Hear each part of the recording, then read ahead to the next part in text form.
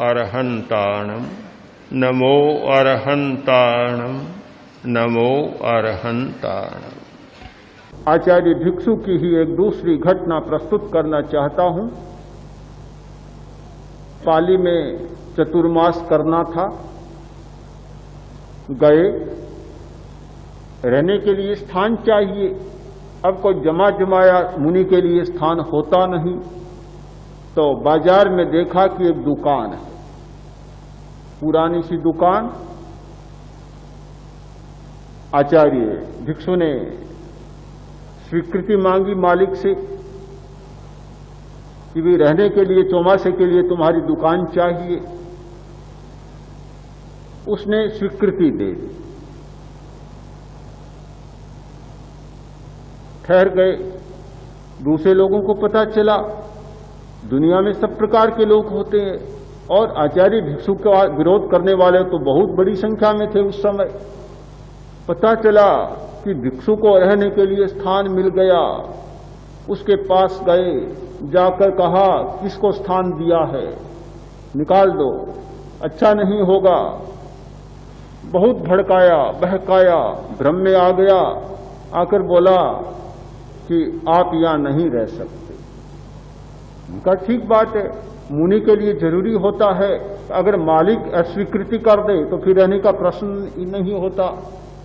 आचार्य भिक्षु ने तत्काल वहां से प्रस्थान कर दिया और किसी दूसरे स्थान पर चले गए, वहां ठहर गए। चौमासे का समय, वर्षा ऋतु का समय, अच्छी वर्षा हुई। कोई ऐसा योग मिला कि वर्षा और तूफान, दुकान पुरानी थी, गहरी वर्षा हुई और दुकान बिल्कुल ढह गई। आचार्य भिक्षु को पता चला कि दुकान तो बिल्कुल ढह गई है। आचार्य भिक्षु ने कहा, देखो कितने उपकारी थे वे लोग, कितना बड़ा उन्होंने उपकार किया। अगर वे ये उपकार नहीं करते तो पता नहीं हम दुकान में होते, दुकान तो ढहती और क्या होता। उन्होंने बचा लिया, हमारे प्राणों को बचा लिया, कितने बड़े उपकारी। क्या यह प्रतिक्रिया के स्वर हो सकते हैं? जिस व्यक्ति में हिंसा की थोड़ी भावना है, जिस व्यक्ति में प्रतिक्रिया की थोड़ी भावना है, वह व्यक्ति तो इस अवस्था में जाएगा कि उन्होंने हमें निकाल दिया, अब क्या करें। जैसे तैसे उनका प्रतिशोध लें, बदला लें। उनके प्रति नहीं तो कम से कम गालियां तो 10-20 बकलें, और कुछ नहीं होता। कमजोर आदमी होता है, कुछ कर नहीं पाता, तो एक काम तो सब कर सकते हैं कि 10-20 गालियां बकलें। ज्यादा कमजोर हो, सामने गाली न बक सके तो मन ही मन में बकवास तो कर ले, मन मन में गालियां बक लें। गालियां बकना मन मन में ही होता है। ऐसा बुदबुदाता है कि 150 गालियां निकाल लेता है, और कुछ गालियां निकाल लेता है तो अनुभव करता है कि थोड़ा हल्का हो गया, थोड़ा हल्का हो गया। जब तक वह गालियां नहीं बक लेता तब तक दिमाग पर इतना भार हो जाता है, ऐसा लगता है कि कोई दिमाग फट रहा। हिंसा प्रतिक्रिया पैदा करती है, तनाव पैदा करती है, असंतुलन पैदा करती है, रक्त संचार में अवरोध पैदा करती है, रक्त को जहरीला बनाती है और कभी कभी उस बिंदु पर भी पहुंच जाती है कि जहां हेमरेज की स्थिति भी आ जाती है। ब्रेन हेमरेज जो होता है उसके पीछे तनाव होता है और तनाव के पीछे हिंसा होती है।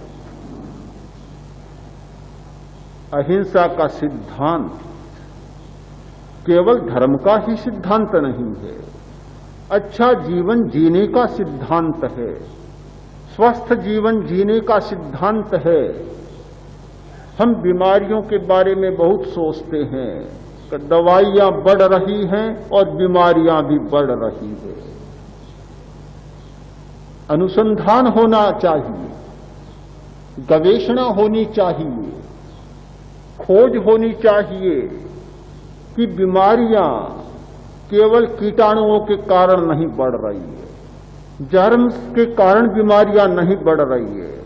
बहुत सारी बीमारियां हमारी मानसिक हिंसा के कारण बढ़ रही है। मानसिक हिंसा को तो बढ़ाते चलें, दवाइयां खाते चलें और स्वास्थ्य की कामना भी करते चलें, ये तीनों बातें तो कभी एक साथ होने वाली नहीं है। हमने देखा कि प्रेक्षा ध्यान शिविर में अभ्यास करने वाले लोग भयंकर दवाइयों को छोड़ देते हैं, इतनी जहरीली दवाइयां लेते हैं, उन्हें छोड़ देते हैं। कभी कभी अचंभा होता है कि दवाइयां कैसी छोड़ देते हैं, इनकी इतनी भयंकर बीमारियां ध्यान करने से कैसे मिट जाती है। आश्चर्य नहीं होना चाहिए आपको, क्योंकि वे बीमारियां कोई शरीर की बीमारियां नहीं है, वे साइकोसोमेटिक बीमारियां हैं, मनोकायिक बीमारियां हैं। मन से पैदा होने वाली, हिंसा से पैदा होने वाली बीमारियां हैं। ध्यान के द्वारा यह हिंसा का मल कम होता है, हिंसा का दबाव कम होता है, प्रतिक्रिया विरति होती है। बेचारी बीमारियां टिकेगी कहां से? जहां से आई थी कारण समाप्त हो रहा है, वे टिकेगी कैसे? तर्क शास्त्र का एक नियम है कि कारणाभावे कार्याभावे। कारण का अभाव होता है तो कार्य का अभाव भी हो जाता है। कारण के बिना कार्य कहां से रहेगा, बचेगा कैसे? हम कारण की खोज नहीं करते। आज की अनेक समस्याओं में हम बाहरी बातों की खोज करते हैं, पर मूल कारण की खोज नहीं करते। यदि इस बात की खोज करें कि हमारी मानसिक हिंसा के कारण हमारी बीमारियां बहुत बढ़ रही हैं, ये बात समझ में आए तो शायद दवाइयों के चक्कर में बहुत फंसने की जरूरत नहीं और स्वास्थ्य के लिए बहुत चिंता करने की आवश्यकता भी नहीं।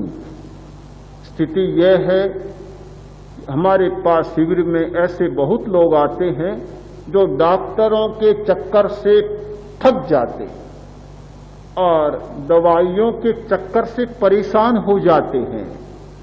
बहुत लोग बताते हैं यहां दवा ली, बंबई में ली, दिल्ली में ली, बड़े बड़े इंस्टीट्यूशन में गवेषणाएं कराई, चेकअप कराए, बड़े बड़े डॉक्टरों से परामर्श लिया, पर लाभ नहीं हुआ।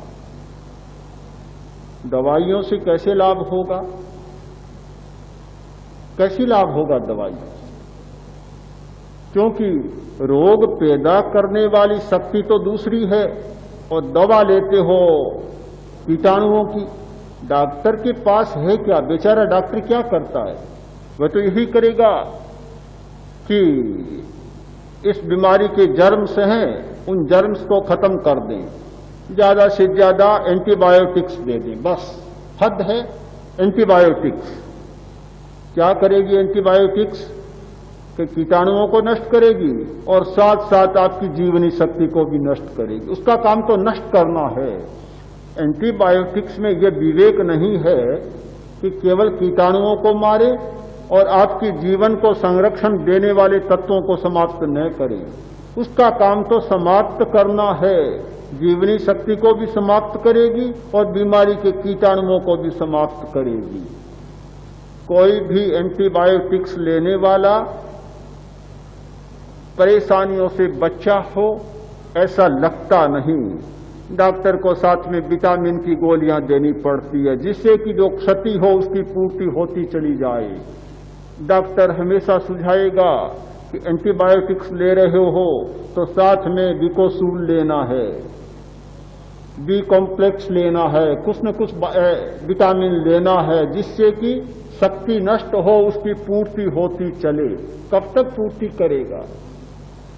ये कीटाणुओं को मारने के चक्कर में डॉक्टर दवा देता है, रोगी लेता चला जाता है और बीमारी का कारण कोई तीसरा है, उसका पता ही नहीं चलता। बीमारी मिटी कैसे?